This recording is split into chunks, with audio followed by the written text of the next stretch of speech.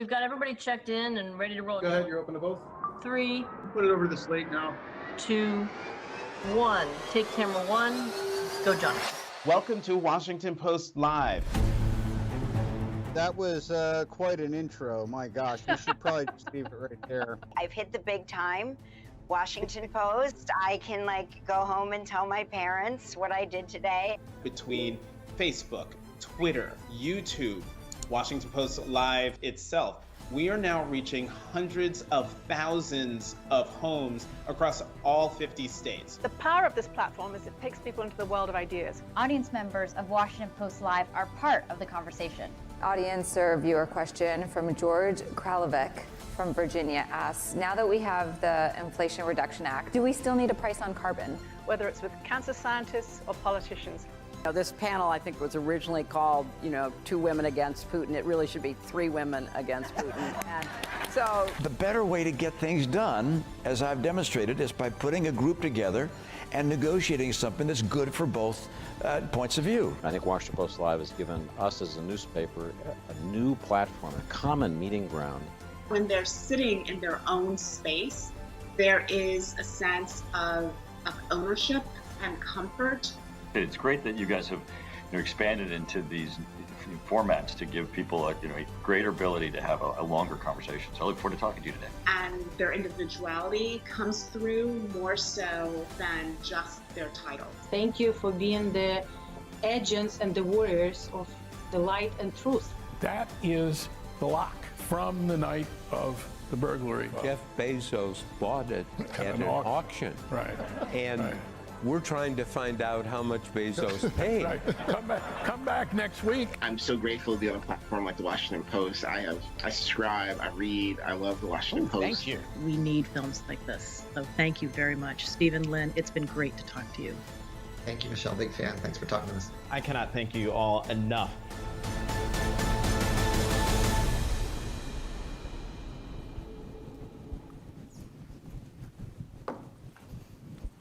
Hello and welcome. I'm Kathy Baird, the Chief Communications Officer here at the Post and the General Manager of Washington Post Live. It is so great to have all of you here with us today. Over the course of the past year, we've all heard plenty of both the hype and the fear around the explosive growth of generative artificial intelligence.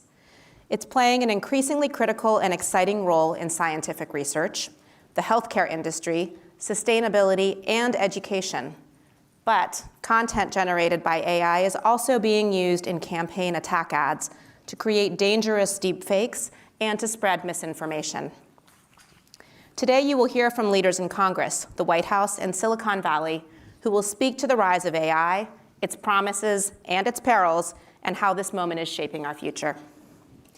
First, my colleague Kat Zakrzewski will sit down with Democratic Congressman Don Beyer and Republican Congressman Marcus Molinaro to discuss their bipartisan efforts to regulate AI. Then David Ignatius will be joined by Annie Neuberger, Deputy National Security Advisor for Cyber and Emerging Technologies at the White House, to discuss the impact of advances in AI on national security. And next, Paige Winfield Cunningham will be joined by Neal Khosla, CEO and co-founder of Curai, a telehealth company using AI to improve access to affordable healthcare. Before we get started, I'd like to thank today's sponsor for this event, TechNet. Thank you all again for coming. My colleague Kat Zakrzewski will take the stage after this short video.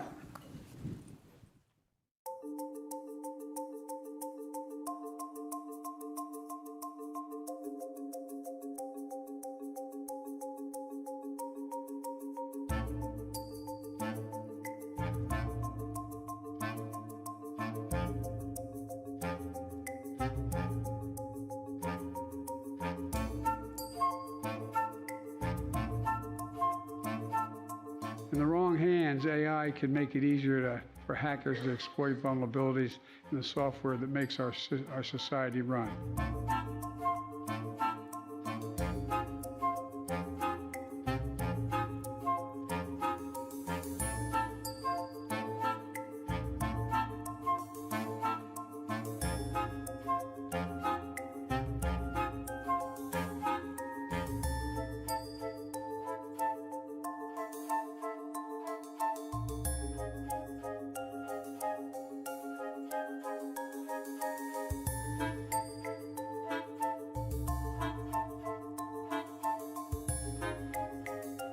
This framework is aspirational. It says you should do this, you should do that. You know, we would like to see this. Is actually be prescriptive for what, let me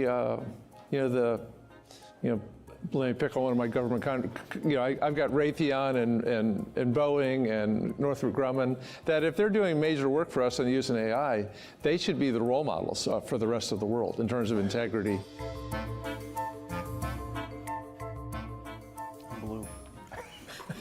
Well, good morning and welcome to Washington Post Live. I'm Kat Zakreski, National Tech Policy Reporter here at the Washington Post, and we have two wonderful guests today. I'm joined by Congressman Don Beyer, a Democrat from Virginia, and Congressman Marcus Molinaro, a Republican from New York. Congressman, thank you so much for being here with us today.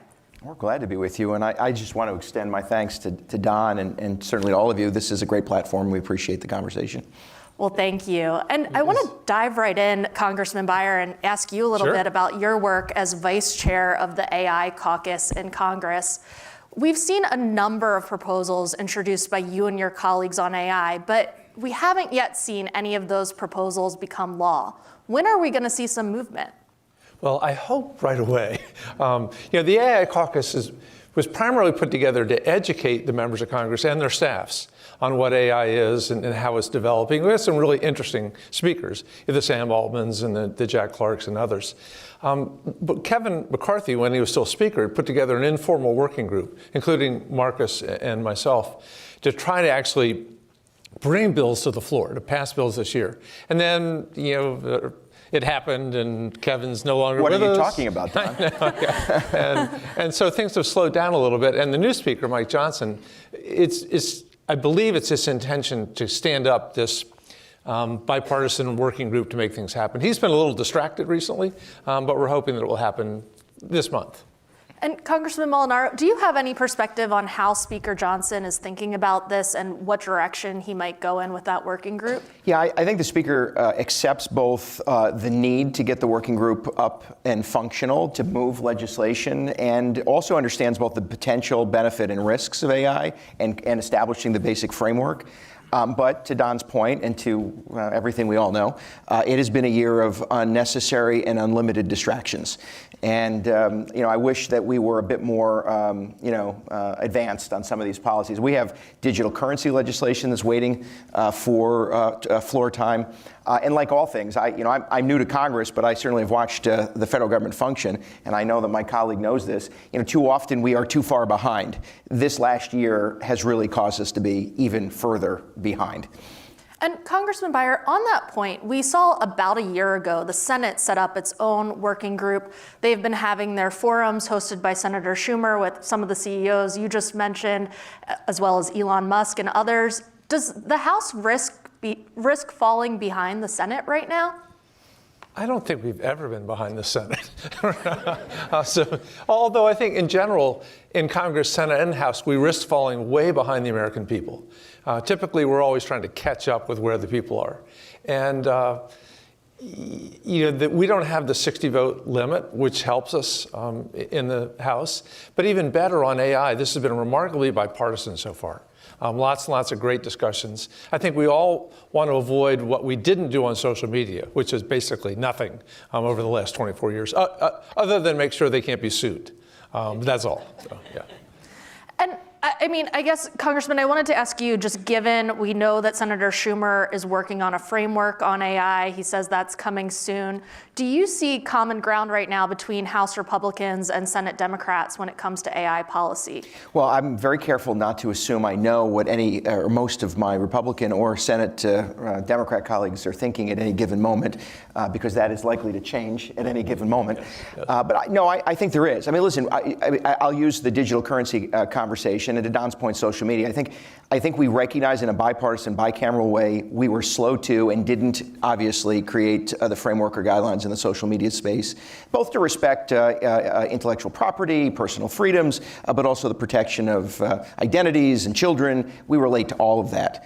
I think we acknowledge and know that we have to be working much more collaboratively, which is why, again, I do think we're going to be moving digital currency guidelines soon, and then our work, I think, will advance pretty rapidly. And there's room for both common ground and agreement.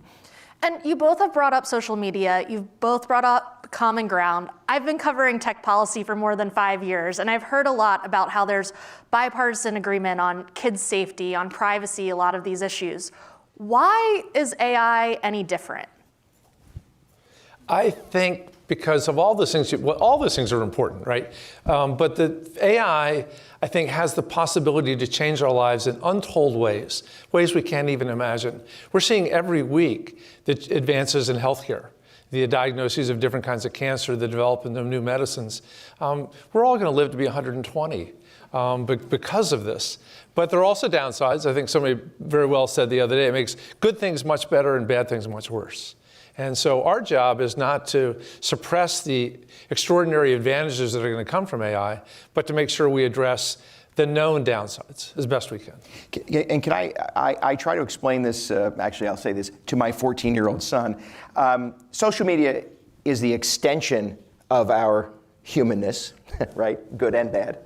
AI is artificial humanness. It is very much rapid. It moves faster than we do, and the potential and risk is much greater, certainly than the social media platform space.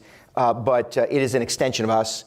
And frankly, I got into this space because of the potential that it provides in the intellectual and developmental disability space, neurodivergence, and being able to help individuals who struggle to kind of connect with the world, use the technology to more adequately and more ably do that. And so I think we acknowledge the broad scope, the broad potential, whether it's healthcare or national defense, but also the risk to harm humans, the risk to harm people, and the risk to harm institutions.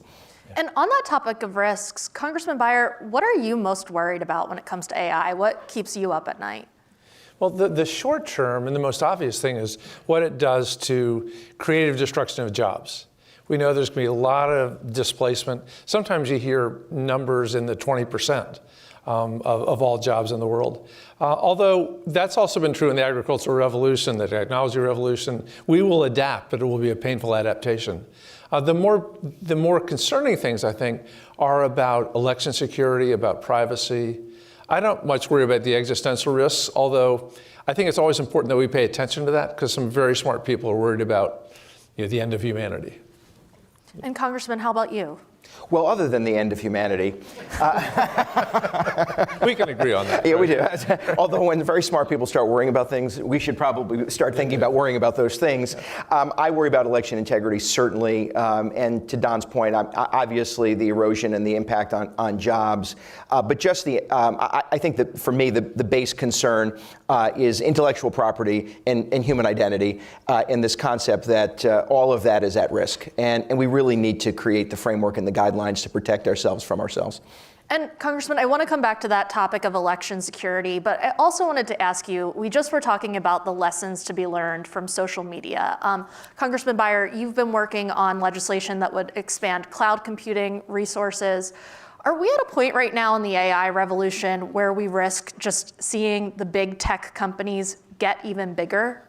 Well, that is a danger. In fact, one of the legislation that Mark and I have done together is the Create AI Act. It's been very bipartisan. And it's the whole notion of even most companies, and certainly universities, can't afford to set up the $100 million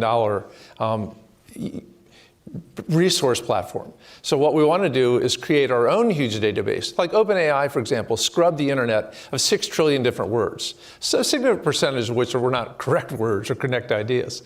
But if we can do the Create AI Act, we can then give universities, companies, small companies, the democratization of AI by giving them a database resource to use for all these searches. Listen, without question, again, going back to the social media space, what's the last major piece of legislation we worked on, but to protect children?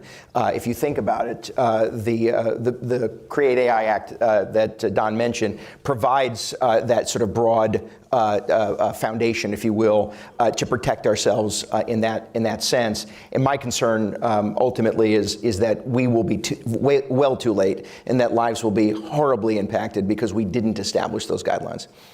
And on that point of the idea of big tech getting bigger, we know that the FTC has been studying the relationships between some of the AI companies like Anthropic and OpenAI and the bigger tech players. Congressman Molinaro, do you support the FTC or DOJ opening an investigation into Microsoft and OpenAI? Well, here's what I think, and it's part of what we're trying to accomplish. So that you have the president's executive order, which sort of stands up this sort of broad oversight to a degree, but we've got to legislate, and I do worry at times that the FTC kind of functions without legislative guide rails. That said, at the moment, that's the tool, and the tool needs to be used effectively. So I don't want to start getting ahead of an investigation, so to speak. But I do think the threat of and the consideration of using the FTC to at least hold somebody to account is necessary. But where we're absent is broad congressional action. That there needs to be the legislative function that then those agencies can work within. And again, using digital assets as a parallel, that's the risk we have there. We don't have federal standards. The EU does, Great Britain does. We don't. And once we do, not just by executive order, but by legislative action, then those regulatory agencies have the function and the capacity to appropriately provide the oversight and, by the way, accountability. Kat, that's a really interesting piece, though, too, because one of the big questions that keeps coming up again is, do we regulate the underlying math and the computer science, or do we regulate the use? And I think we both come in heavily on the end use rather than trying to tell people you can't think. But then the question is, if you're regulating end use, who's doing the regulation? And so far, I think the debate is tended to be, with the FTC and DOJ and others, we have the resources right now, the FCC, to do the regulation at the end use case, rather than setting up a big new federal bureaucracy to do it, which we're not excited about. No, and I think using the existing tools is necessary. But again, using the crypto and digital space as the parallel, that's the issue. I serve on the Ag subcommittee on digital assets. Yes, the Agriculture Committee has its subcommittee on digital assets. Why? Because we treat it in part as a commodity. Well, is it a commodity or isn't it? And so we have the same sort of issue here, and that's why legislative action, I think, is necessary. And Congressman, you just mentioned the EU. They've obviously reached a deal on the EU AI Act. The UK has established their AI Safety Summit. The head of that summit, the head of their AI Safety Institute is actually in town this week. I'm just curious, does the US risk falling behind these other countries and letting them take the lead when it comes to setting international AI standards? I think we're way ahead of Britain. Their Bletchley Declaration is just a declaration. The president's executive order goes far beyond that. And NIST has established, we think, the best international standard for what AI should be. And the EU, I think we're trying to learn from that, and especially learn from their mistakes. Because at least business has pushed back really hard on it being overly prescriptive, lots of licensing, lots of looking at the underlying computer science. And we're trying to stay away from that.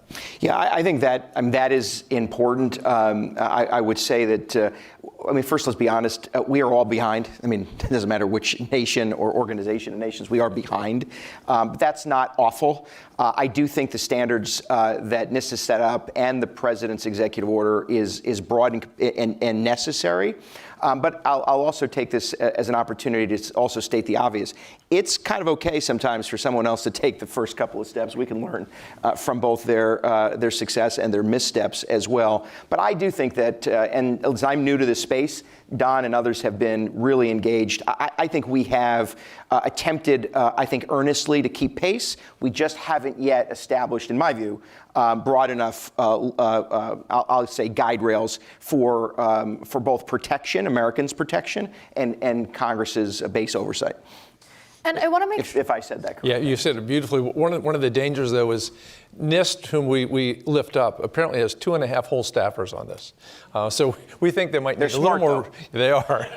They might need a little more resources, especially with the challenge we've given them. The UK has put over $100 million into its safety initiative. How much money does NIST need? Not for me to say, but whenever he says, I say a few bucks less. Right. Yeah. Especially in more than 2.5 people. Let's just say that. Yeah, so. We can negotiate to 5, maybe 6. And I want to make sure that we get to the topic of election security, because we've already seen issues with AI-generated robocalls impersonating candidates in the race. We've seen political candidates using chatbots already. is it already too late for Congress to take action to protect the 2024 elections from AI? I hope not. Both Richie Torres and Yvette Clarke have had legislation for a couple of sessions that would either prohibit the use of AI in election ads and robocalls and the like, or at least require disclosure. And I'm hoping our bipartisan group can come together because, it's both sides have been affected by it, whether it's President Biden's, the fake calls that he was making, or Donald Trump with the nice picture with Anthony Fauci that Governor DeSantis put out. So. Well, last week it was Trump and Biden playing cards. I don't know if you saw No, that I one, didn't but that's is it too late for 24? Likely not. I think that there are, again, regulatory restrictions. The other, of course, is we have 50 states. Many of them have at least taken some action to restrict. We had an incident in New York with a political leader. I think it was a deepfake voicemail message. It set shockwaves.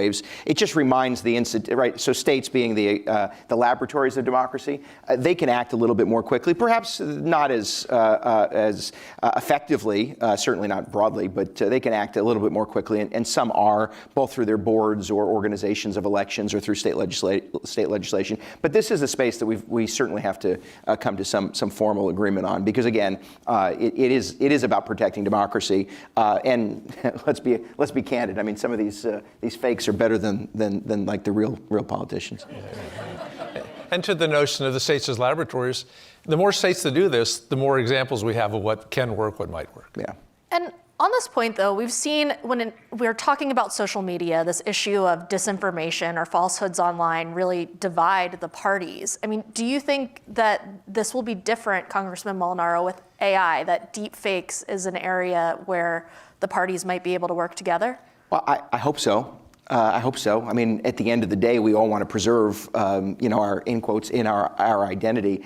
But again, you all have watched what has happened on the national stage. The minute we think we have agreement, we don't. And I certainly don't want to predict the future of a Congress that often is prepared to expect the unexpected or unexpect the expected. And I just would say, though, I think that the work that we're doing in a bipartisan way does establish the base for what is common ground on this issue as it relates specifically to our elections. And typically we've been worried about voter fraud, the wrong people voting, ineligible people voting. Now it goes far beyond that to, are we delivering completely authentic but dishonest and incorrect messages? The pictures of Presidents Trump and Biden playing cards. Yeah. And Congressman Molinaro, I mean, right now, Trump is the front runner in the Republican field. If he becomes president again, do you expect him to uphold Biden's executive actions on AI? Well, I have desperately attempted to stay out of presidential politics for as long as you'll allow me, or as long as I will allow myself. I would expect so, but more importantly, I think because there is bipartisan, bicameral support for aggressively and earnestly moving into the space, I will tell you, whether it's presidential action or not, I think congressional action is the most appropriate, period. That is constitutionally supported, and therefore I think the agenda will continue to move forward with smart people, well, us and smart people, right. to address the matter. But again, I think that, this conversation is just emblematic of what is a bipartisan, bicameral discussion underway every day on this topic. And Congressman, before we go, I do want to ask one news of the day question. Me? Yes. Hey, Don. Ask him about the presidency. All I can tell you is Mike Johnson is still Speaker.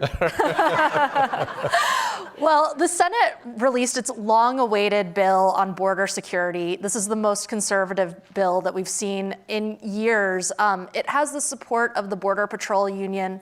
Why doesn't it have your support? Well, this is what I'll offer.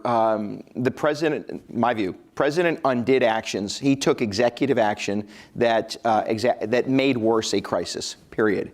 I believe earnestly that the president ought to take the similar executive action to show in good faith that we have the capacity, he has the capacity and desire to restrict illegal crossings. The bill includes components that I could support of law enforcement, more streamlining of the asylum and vetting process. I don't believe it earnestly confronts the root cause of the problem, and unless I think the president needs to show some leadership in that regard. I just feel like we are at a position now where some want to codify a bit of the crisis instead of addressing the root cause of the crisis. I'm hopeful we can get there.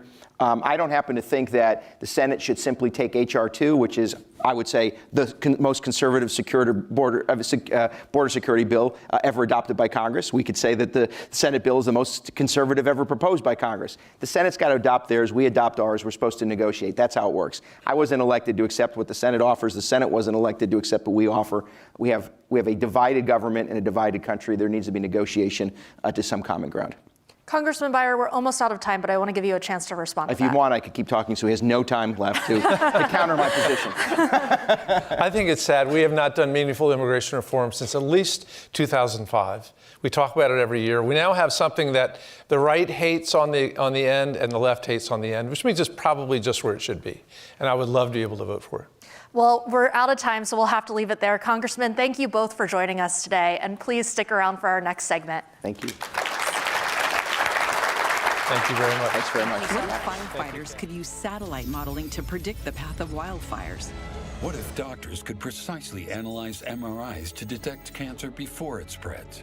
What if farmers could optimize irrigation to maximize crop yields? These used to be what ifs, But today, AI is empowering Americans like never before. helping us work smarter and live longer. And if we work together to develop AI responsibly, the future won't be what if. It'll be what can we do next?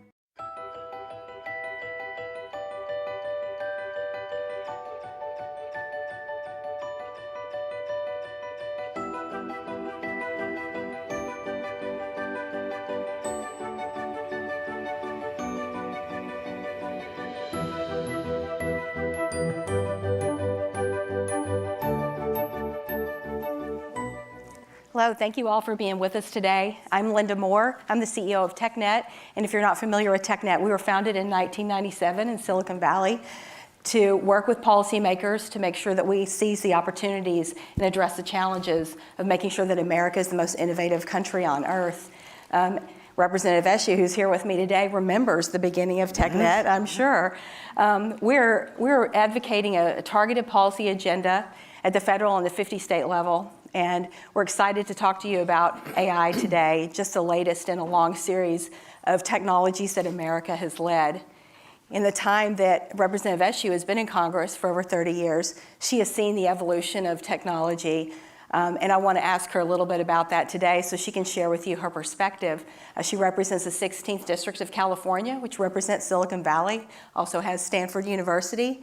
And we're so happy to have you here with us today. I know you're extremely busy, so thank you. Thank you, Linda. It's great to be with you, great to be with everyone, and thank you to the Washington Post for sponsoring this forum. Wonderful. So I want to ask you, in your 30 years that you've been in Congress now, you've seen the evolution of the internet, smartphones, and now we have AI. So in that time, how do you view the evolution of technology in America and its impact on the U.S. and the world? Well, I think I've had a front row seat to all of this, and it really is a revolution. I think going back to the Industrial Revolution. When I first was elected to Congress, 1992, the year of the woman, I think they meant it just to be that year, but when you think of how we accessed music, it was CDs, it was records. If there was, well, there was the beginning of phones, but they were practically the size of backpacks.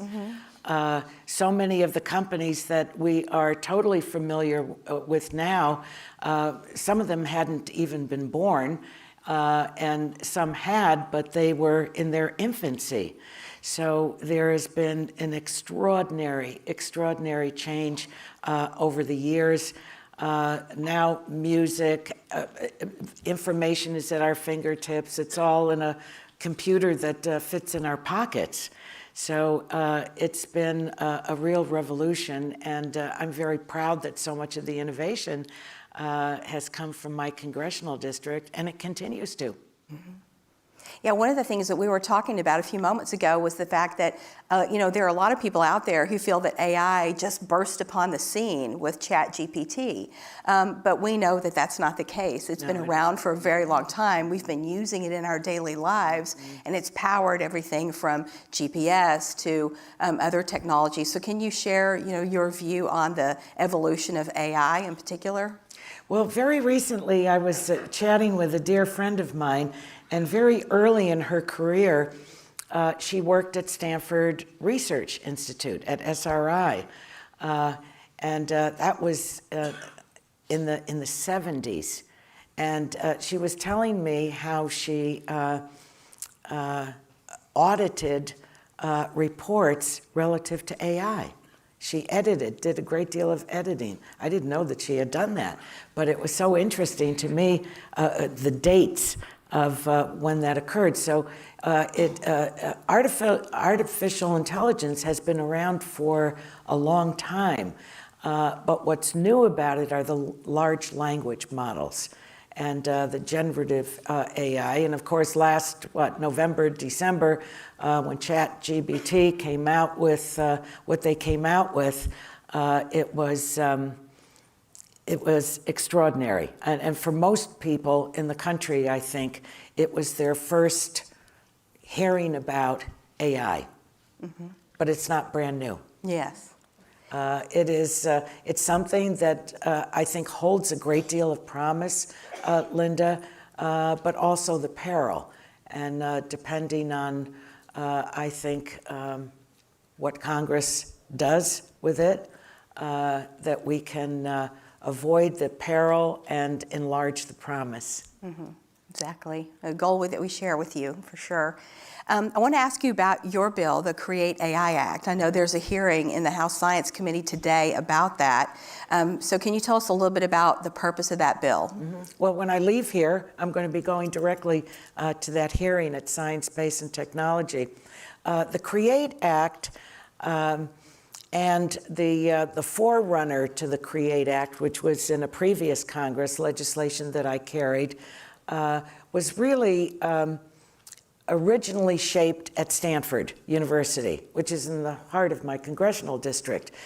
Stanford has its human-centered AI Institute, and we worked together to shape the following. First, the original legislation from a previous Congress was to create a task force of experts that would look across AI and make recommendations. This is very broad.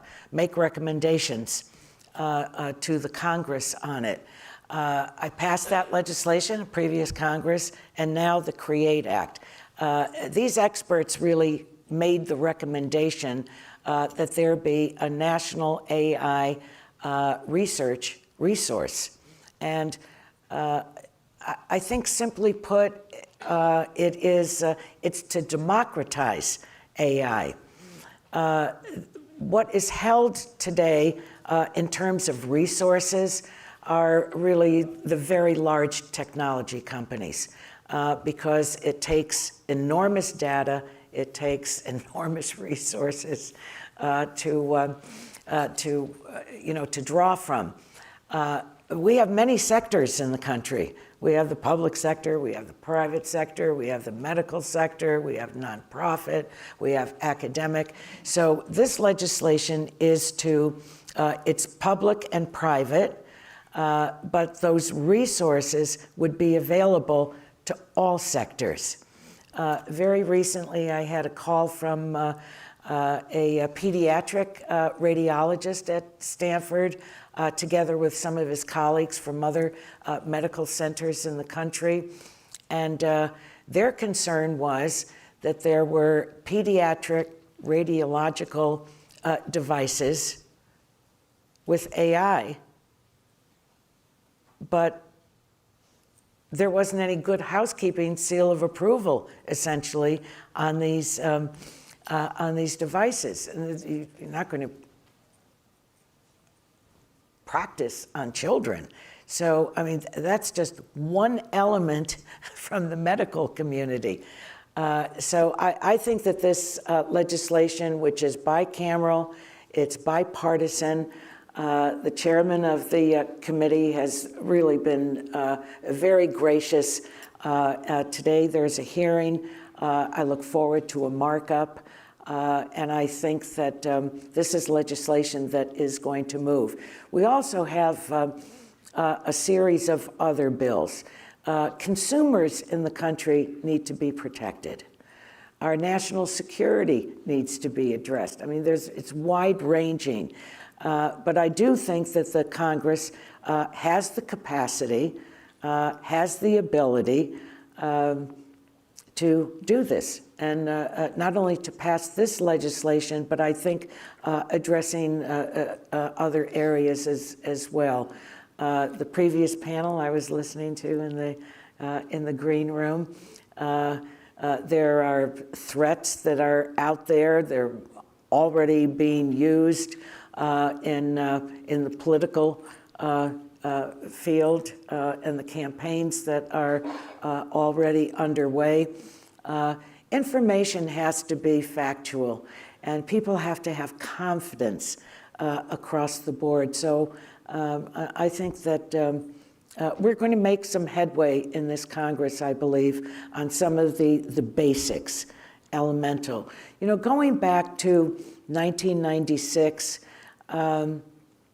Congress passed the telecommunications law. It was huge, and that was something that the previous Congresses had, many Congresses had struggled with, but finally got it over the finish line. There was Section 230. Everyone here knows what Section 230 is, right? We made a mistake. I believe we made a mistake. I understand why Congress did what it did then, because the internet was in its infancy then. Mm-hmm. And we didn't want to smother innovation. And so Section 230, that's what was captured in Section 230. No liability whatsoever. Well, today, I think we realize that, that was a mistake. So the AI Caucus in the House, which I'm a co-chair of, it is bipartisan. Michael McCall is my partner, and we've grown the caucus. There's great interest on the part of members to educate members. You know, no member of Congress is going to say, I don't know anything about that. And I think that for so many of them, it's like getting socks on an octopus, you know. I mean, there's so much, you know, there's so much that's incoming. Mm-hmm. So we've worked hard to educate members and their staffs. Staffs are very important in this as well. And I think that by bringing in leaders in the industry, experts, develop a comfort level, but very importantly, you have to understand something before you legislate. Mm-hmm. Otherwise, I think the legislation can be very faulty.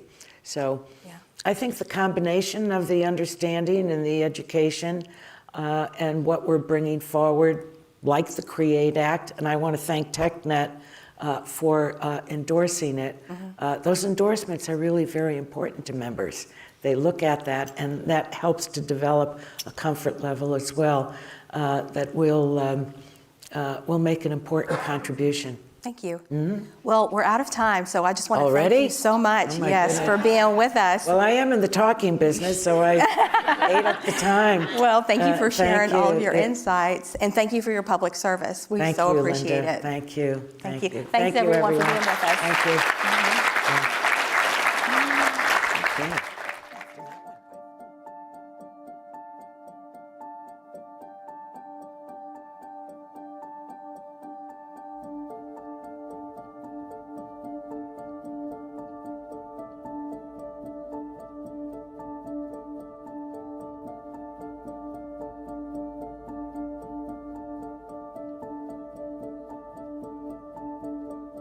It's a columnist. Today, if an intelligence consumer, if I sitting at my desk want to know everything the intelligence community knows about a particular, the advances a given adversary is making in space-based cyber attack, one has to read all the reports to do so. So the ability of a ChatGPT-like product that can summarize the most significant information, the most recent information, is incredibly powerful to make sense of the wealth of intelligence we have produced, and we produce today.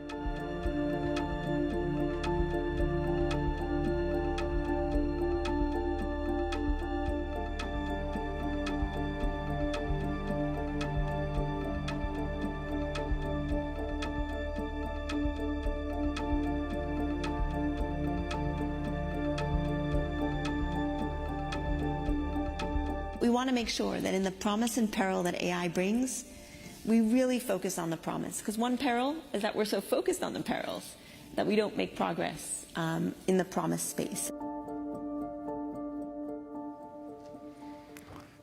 So with that video introduction, sorry for jumping the gun, I'm pleased to be here with Ann Neuberger, who is the Deputy National Security Advisor for Cyber and Emerging Technology at the White House, a veteran of the National Security Agency, one of the really smart people in our government who is helping us think about these difficult issues. And you set up my first question in your comments on the video. Let's talk about the twin themes of the promise and peril of AI, and if you could give us examples of the specifics of each as you think about them that would help our audience understand promise and peril.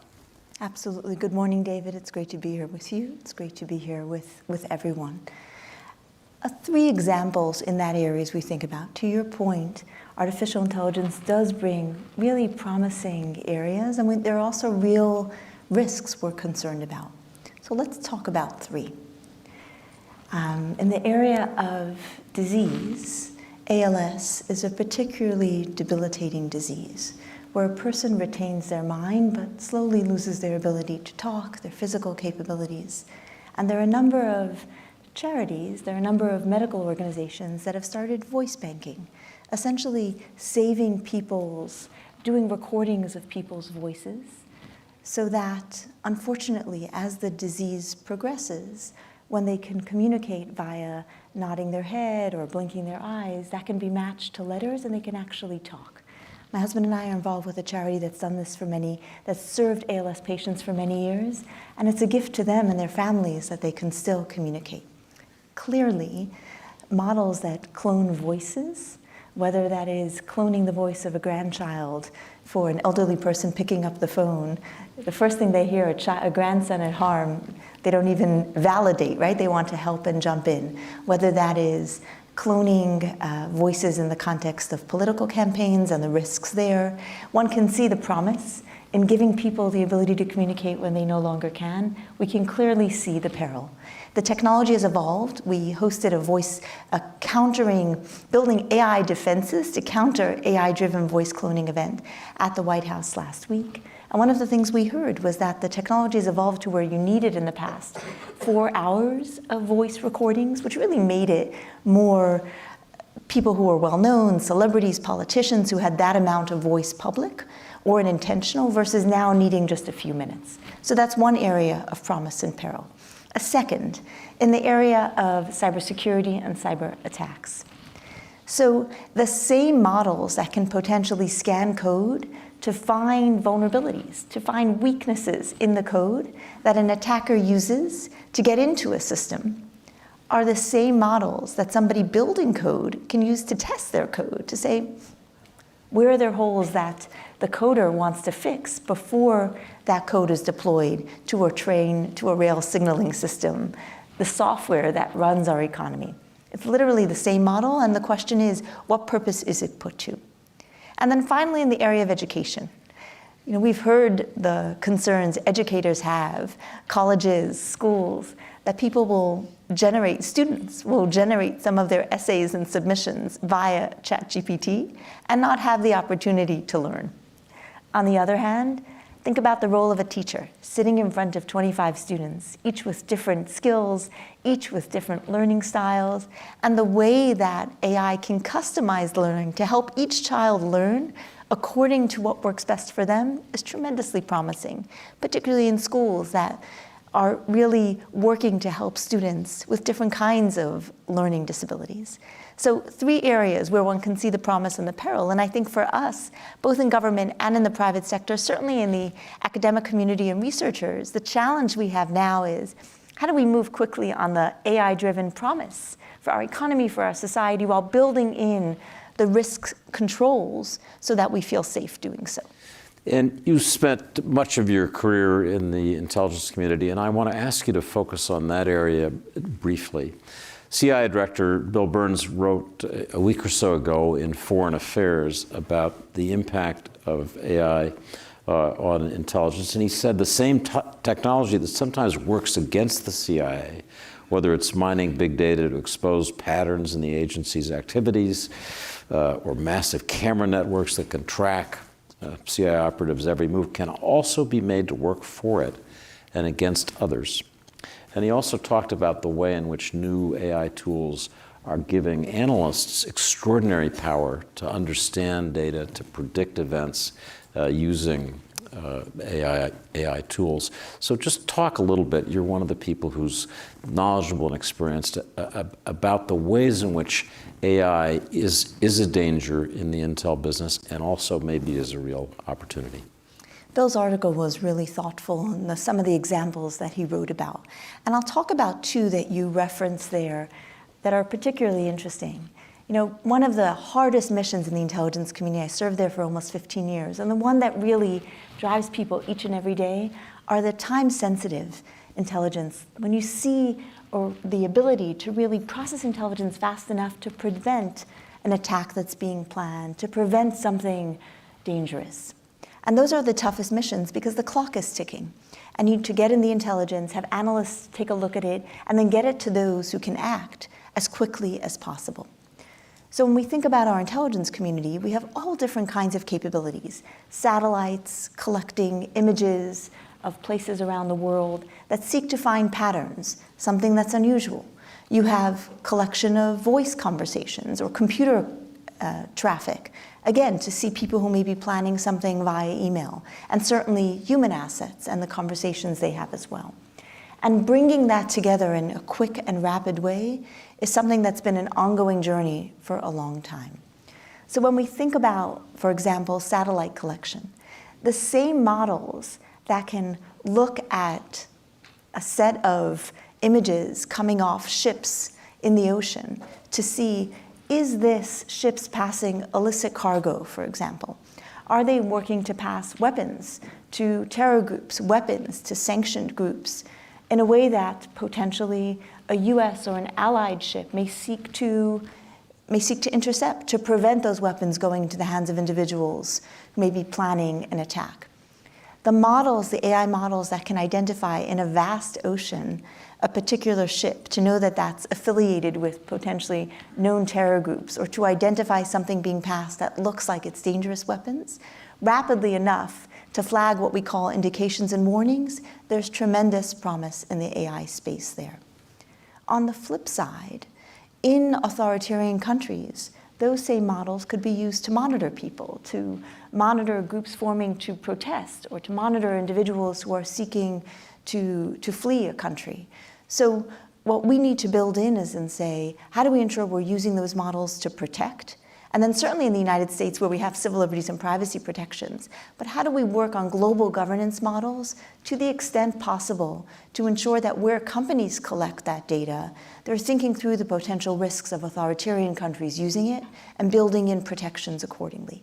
So those are kind of 2 models to look at there. That's a very helpful overview of a complicated subject. I want to ask you about something that's important, sensitive. Your boss, Jake Sullivan, the National Security Advisor, said last week in a speech at a conference hosted by the Council on Foreign Relations that he looks forward to the dialogue between the United States and China on AI that President Biden had discussed with President Xi at their summit meeting in California a few months ago, and said that he expects it will begin in March.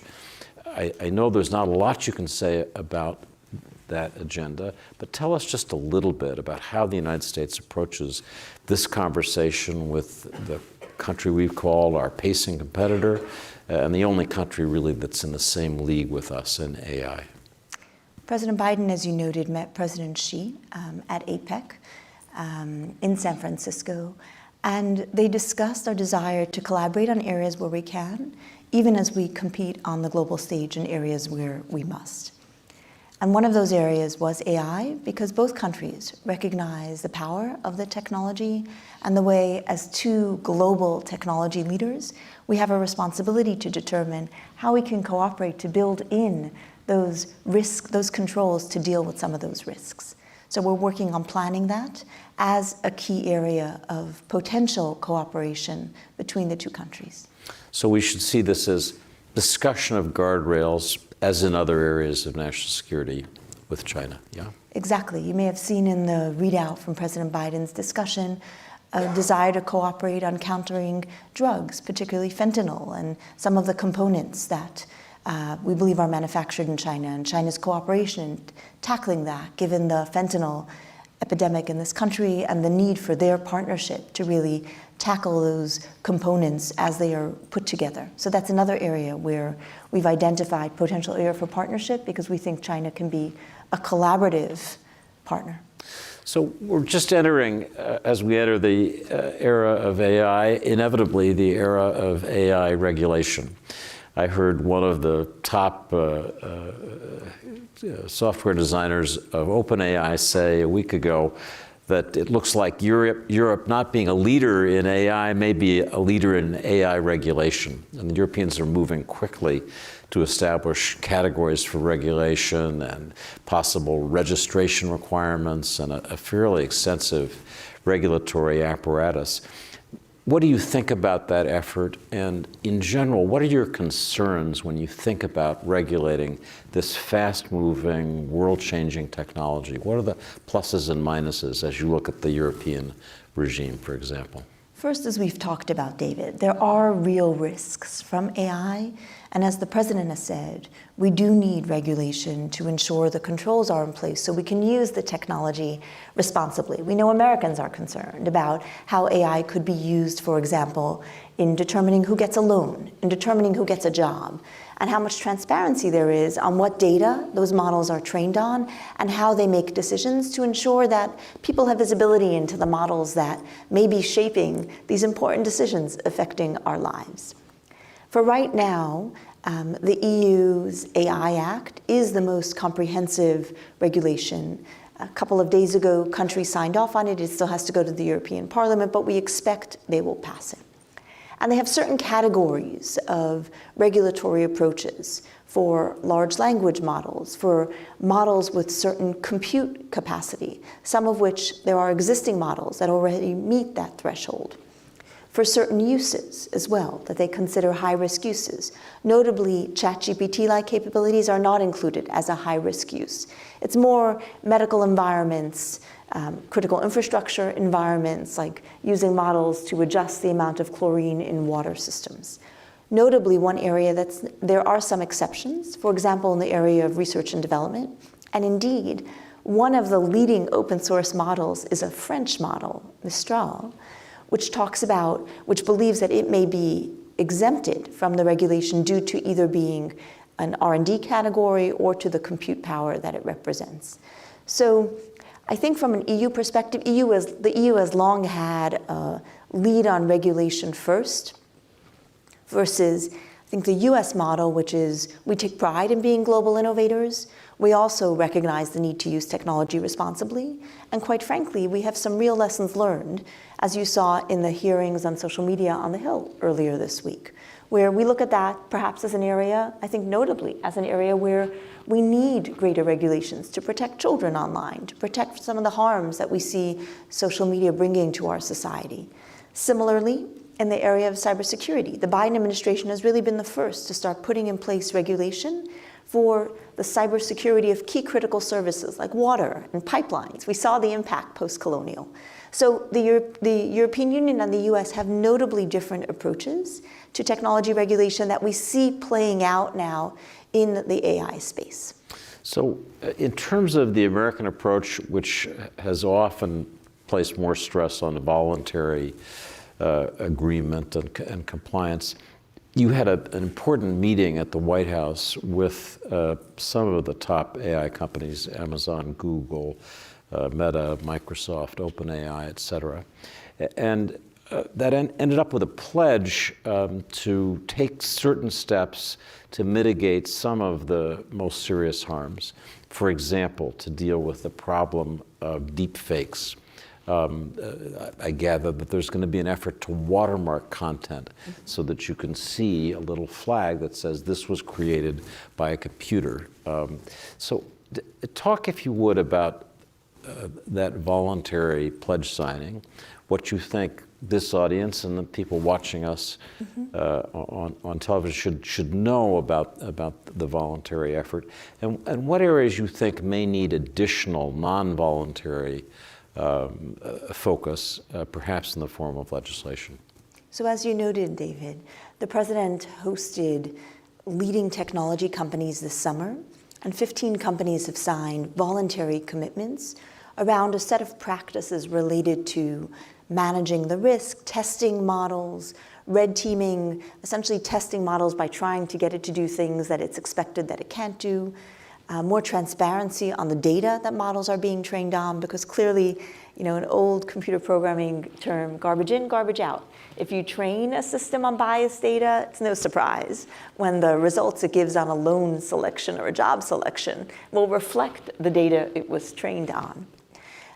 So the set of voluntary commitments that were announced after the president hosted this meeting was the first of 3 steps we see in the overall US governance approach. The second was the landmark AI executive order, which the president released, which outlined both ways to use AI as well as some really robust ways to look at the risks. For example, one of the areas I'm particularly focused on is the risk of using AI in our critical systems, from water to power.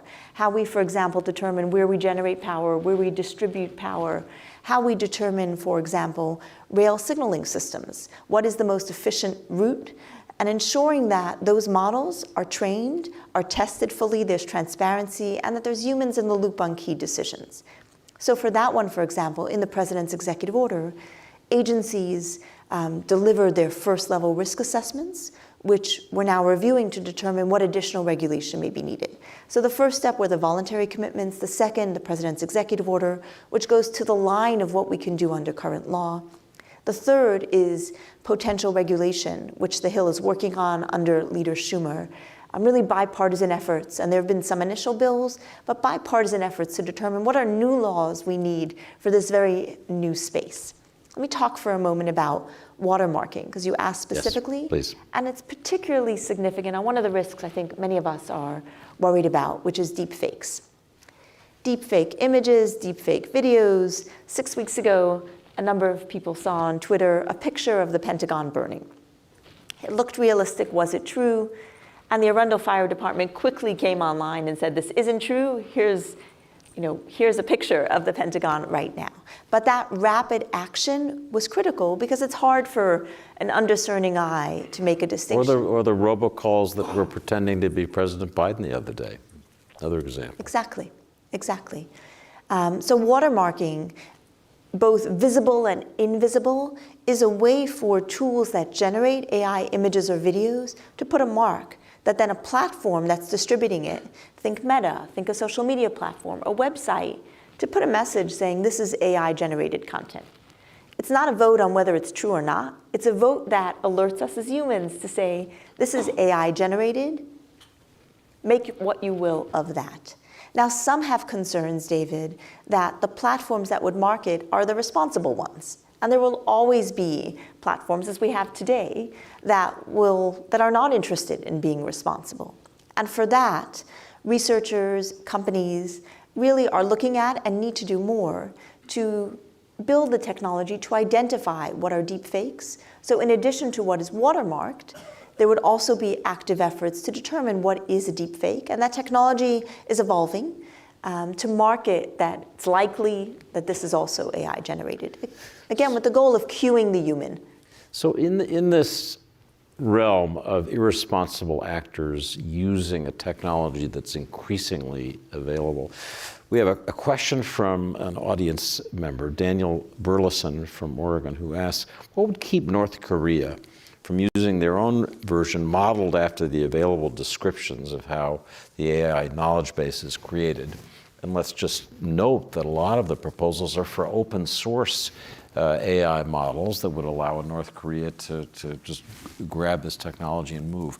How do we prevent terrible consequences from irresponsible actors who have just immediate access to tools that can do great harm?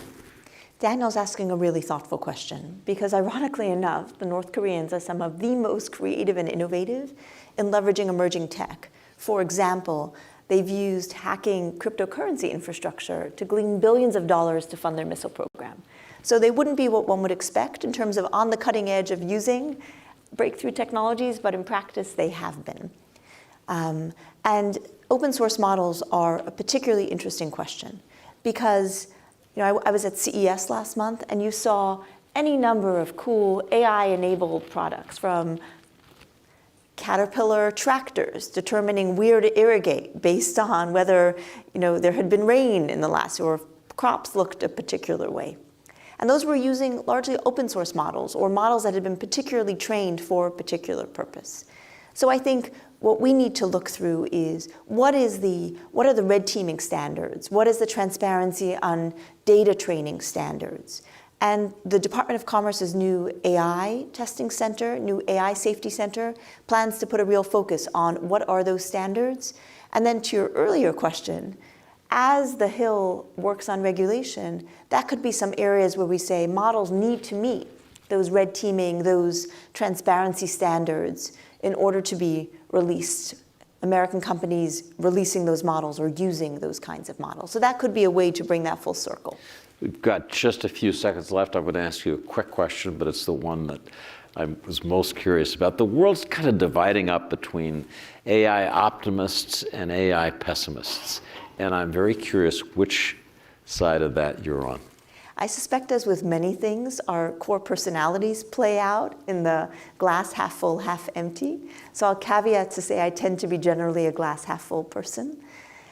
When we think about that first example, an individual has lost their ability to speak and communicate, and the ability of AI to give them that, or when we think about the intelligence community being much more effective on rapid indications and warning by using image identification models, we must do that to keep the world safer at a time of such challenges.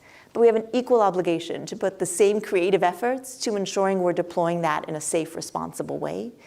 And that's both the US, it's our partners around the world, and a real goal for private sector responsibility in doing that work with us.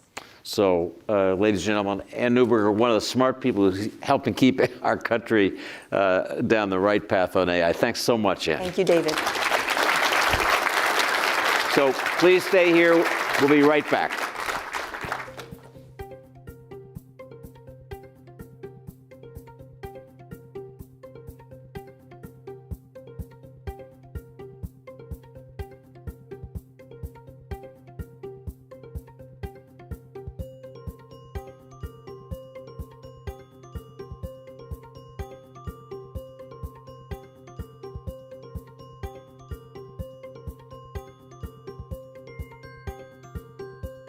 The eventual goal being that every American can have basically a private physician on their phone that knows all of the latest and greatest scientific literature, that knows everything about their personal situation and is available to them around the clock, and can use that to guide and shape their health and their healthcare decisions.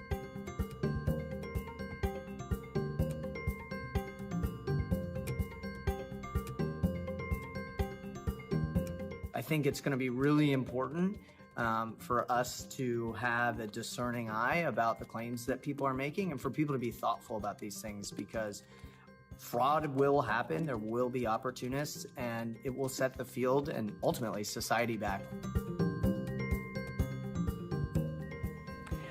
Well, good morning and welcome back. I'm Paige Winfield Cunningham, Deputy Washington Editor here at the Post. Our next guest is Neal Khosla, CEO and co-founder of Curai. Neal, welcome to the Post. Thank you. I want to start with a little bit of background. I know before you were CEO of Curai, you were an AI researcher at Stanford and Google, and you didn't have any background in healthcare. What was the catalyst to starting this company?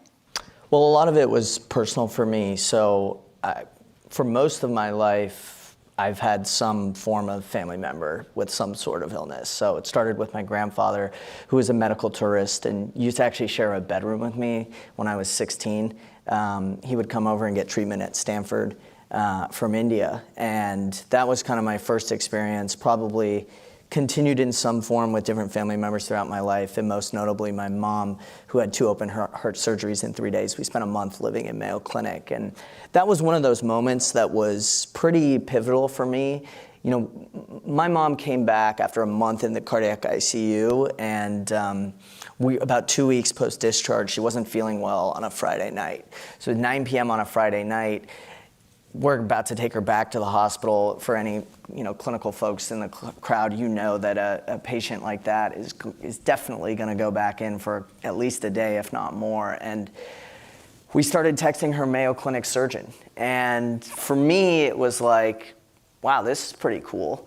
And he basically said, he had her take an EKG, which is an electrocardiogram, on her portable device. It's a company called AliveCor that makes a credit card-sized device that has an FDA-approved portable EKG, and sent it to her, and he gave her a diagnosis and said, increase your dosage of your medication, you'll be fine. And I remember sitting there going, holy, this is incredible. Why doesn't everyone have a Mayo Clinic surgeon that they can text all the time? And you're laughing, but seriously, like when we think about what the goal should be for everybody to have that kind of expertise and personalization. And the fact that my family can afford it is actually a pretty messed up existence, that we get that, and it changed the course of her life. I mean, she's literally alive because of that experience. Mayo told her there was less than 5 surgeons in the world who could have done the surgery that she had. And there's millions of people in America and in the world who don't get that level of care. And we started the company with that idea in mind. Like, we want to put the very best physician in the world for your particular condition or disease in your pocket. And the only way you're going to do that is if you can scale and leverage the expertise that we have. And so that's what we've been working on. So I want to understand how your platform works. I know that you work with physicians and then they're using AI. Can you talk about that a little bit? Sure. So we run what's called a virtual primary care clinic. So patients come online, they find us through a variety of channels, which I'm happy to talk about. They download our app and they're able to text directly with a clinician and a clinical team. So the way the experience typically works is if a patient's having an issue, they'll actually first be interviewed, so to speak, by the AI. And so, you can think of this as kind of the 20 questions your doctor asks you when you're having an issue. And after you go through that interview, a note will be presented for the clinician. It will be presented as sort of a shared piece of understanding between you and the clinician. Here's what's going on with me. Here's all the details. And on the back end, we work with clinicians who can pick this up, understand the summary. They're also presented with kind of an intelligent set of notes of any other information we have about your medical history. And then they'll finish the visit virtually. So they'll text with you. If need be, they can get on the phone or on a video call. And then they'll make a decision about what to do. And on our end, we've also handled a number of the other kind of challenges for the clinician, including parts of writing up the notes from the visit and putting decision support on putting together a care plan.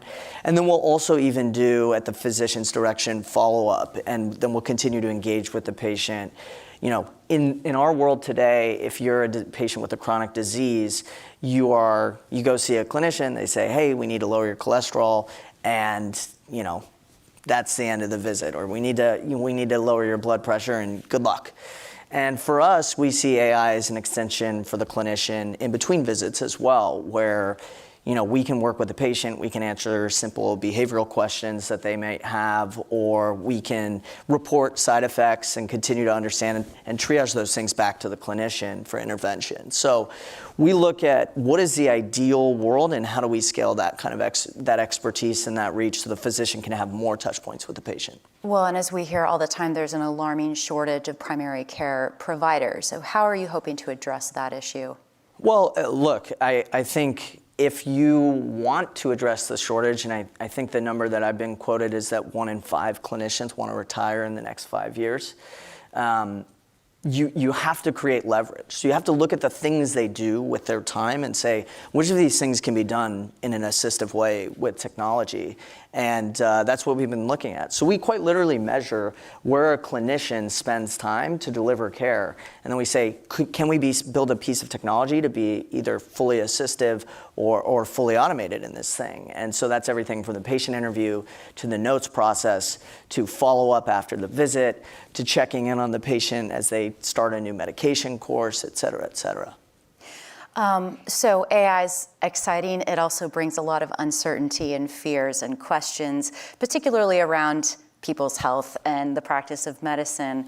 What are the common objections that you hear, and how would you address those? Well, I think the obvious ones that everyone is really concerned about first is what happens if the AI makes a mistake. And I think that there's a pretty simple explanation for how you handle this, which is at this point in time, we don't have AI make decisions in any kind of clinical setting, right? So every decision that's made is made by a clinician, and the AI is assistive. But I think beyond that, one of the reasons we don't do that is, there are pieces of AI that are making decision in the healthcare industry broadly. Even that company I mentioned with the portable EKG, AliveCor, has FDA approval for their AI to diagnose a variety of conditions, including some conditions that cannot be diagnosed by a human being from reading an EKG. And so there are pathways that exist today for AI to do these things. In our case, we haven't gone through those pathways yet, and so these things remain truly assistive. Do you envision a time, though, where AI has progressed to the point where it can make these larger decisions when we're looking ahead 5, 10, 15 years? Well, so again, it already is making diagnostic decisions. I think the clear line today has been kind of in the practice of medicine. And I think we really don't know the technological or the cultural acceptability of these things. And I think that has to be discovered. We just don't know. It's been 5 years since you co-founded Curai, and that was before I think we knew about most of us knew much about AI and certainly about ChatGPT. How have you seen the industry change, particularly in the healthcare space? Yeah, I mean, look, when we started, everyone thought we were crazy. It sounded like a bunch of baloney, but I'd say the industry as a whole is rapidly trying to understand how they should be using these tools. It's a healthcare industry, so there's a tremendous amount of risk aversion, and that's normal. And I think for the most part, it's a feature, not a bug, as we would say in Silicon Valley. But it's certainly shifting. But the other main thing I'd say is the main difference has been, as opposed to 5 years ago, I think that shortage of providers is really profoundly felt. Like if you go talk to any health system in the US, they will tell you, we just cannot hire enough people. We just don't have enough skilled labor. And I think that's created an impetus for we need more productivity. Let's talk about the issue of regulation, AI regulation, for a moment. I know Curai was among the dozens of healthcare companies that voluntarily signed a commitment with the White House to ensure the safe development of AI, what are some guardrails that you'd like to see put in place to help people keep feeling confident about AI?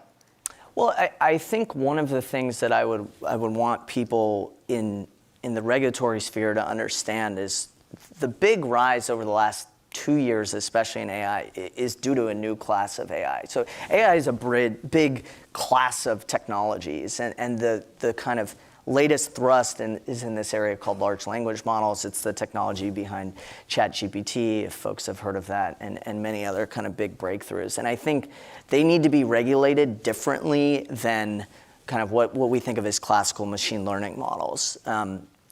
I think I heard Anne talking a little bit in the last panel about measuring the data sources that go in. And one of the things that is really tricky about that for language models is it actually is the breadth and diversity of data that make them so successful. So it's hard when you hear people calling for regulating these models on, say, let's make sure that they're only trained on healthcare-specific data. What we've actually seen in both testing our own models kind of trained on smaller scale healthcare data and more general models is that the general models often outperform the data-specific, healthcare-specific models. And that, I think, leads to some challenges in regulation, and especially in measuring the data that these things are trained on. What I would suggest is that we use the pathways that exist and regulate these models on their outputs and on the guardrails that are put around them. So I think a lot of companies like ours are investing in controls around the output of these models, things like preventing them from outputting clinical decisions directly, et cetera, that I think are really important, and I would encourage folks to look more along those lines for regulatory. Do you have any concerns that we could see some kind of over-regulation that could hamper innovation? Yes, sure. I mean, without knowing the specifics of the regulation being proposed, sure. But it's pretty clear that there will need to be regulation. The other thing I would just say is the regulatory bodies that exist and have experience with this stuff are best positioned to do more work here. Like the FDA has done a lot of work over the last 10 years on regulating AI. I would rather lean on that expertise than new expertise on how to regulate these things, because getting up to speed is a 10-year journey.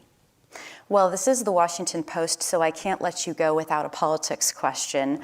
As you know, we're in an election year, and there's a new super PAC you've donated to that's helping Dean Phillips in his attempts to defeat Biden. And this super PAC launched a Dean bot, which is one of the first known uses of AI in a political campaign, and a lot of questions around that. But I'm wondering what role you think AI should have in elections. Well, certainly I think there's a lot of consternation about the role AI can play in elections, and I think it's well-deserved. But I also think there's an upside. And one of the things that I feel is that every American should be able to have a conversation directly with some form of their politicians and their elected officials. And so part of my thinking here is, if there's a form of AI that everyone can talk to, and then aggregated learnings and observations can be surfaced to candidates, I actually think that's a pretty compelling way to give Americans their voice back. I think we'll learn whether these things work or not, but I certainly would like to see an America where the average American has a more direct voice to their elected officials than they do today. Well, on a final note, we've heard a lot about the promise and perils of AI, but what are you most hopeful for when it comes to AI as you look forward? I am very optimistic, if we look structurally at U.S. healthcare, that AI can make a big difference. I mean, we have a massive access gap. If you go talk to any provider group across the country, they typically don't want to serve the average Medicaid patient, which are our patients who need the most care. And I think we only have one way of bringing that kind of Mayo Clinic surgeon to all of these folks, and it's through the use of technology. And I really genuinely do believe that we're kind of at a point where in the next decade or so, it's an achievable vision. Well, Neal, we are out of time, and we'll have to leave it there, but thank you for joining us today. Thanks, folks.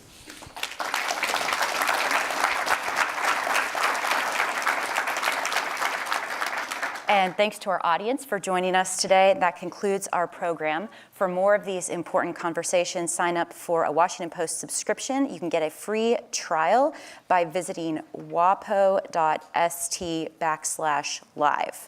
I'm Paige Winfield Cunningham. Thanks again.